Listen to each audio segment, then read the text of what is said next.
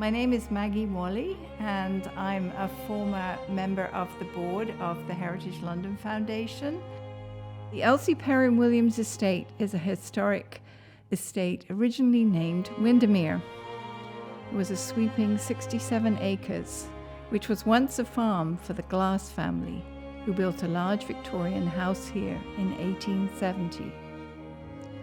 When Mr. Glass died in 1893, his sons sold the house, grounds and outbuildings to Daniel Perrin, who owned a large biscuit-making factory in the city. Daniel and his family enjoyed weekends and holidays here. It was effectively a summer cottage, though still a working farm. They walked around the estate, they rode horses, they gardened here, and they enjoyed boating on the Medway River.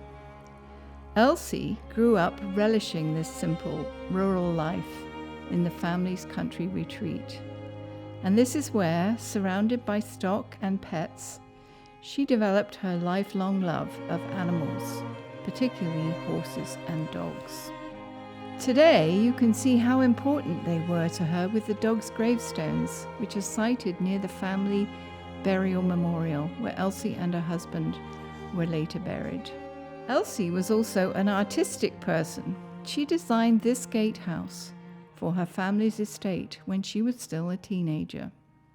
When Elsie married Dr. Williams in 1905, Daniel presented the estate to his daughter as a wedding gift.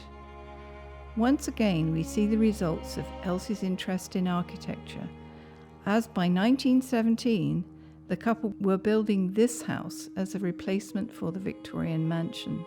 The house was very unusual for London at the time. It was definitely in the latest fashion, being in the Spanish Revival style, with a red tile roof, buff stucco walls, stone chimney with niche for a bell, and the stunning east window with a Tudor arch overlooking the ravine edge. This is the stunning focal point of the house, though actually it was added in 1929. It adds a real baronial grandeur to what is basically a fairly simple design. The Tudor arched and leaded windows give fabulous views both winter and summer. The stone fireplace echoes the Tudor theme. Although this is a Spanish Revival style, it also exhibits many arts and crafts features, which was a very popular architectural style at this period. Notice the tiled fireplace with its fairly simple plain tile surround.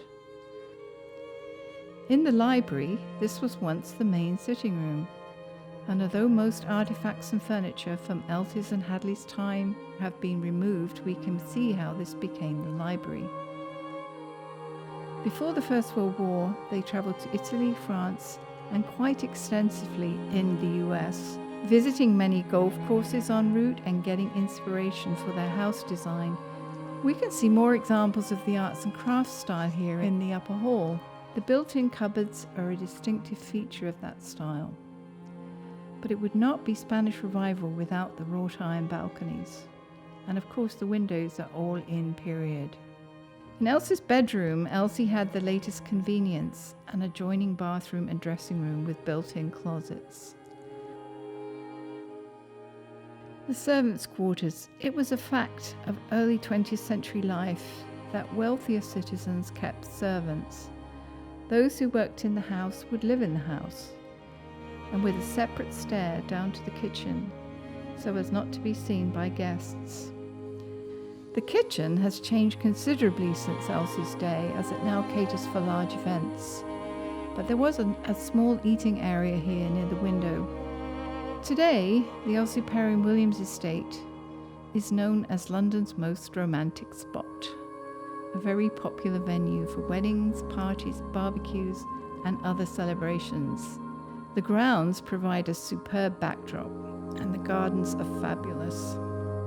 At her death in 1934, Elsie bequeathed the estate to the city, and the Heritage London Foundation was formed to manage and operate the house, and the grounds are maintained as a city park, thus fulfilling some of Elsie's requests to have the house and estate benefit the citizens of London.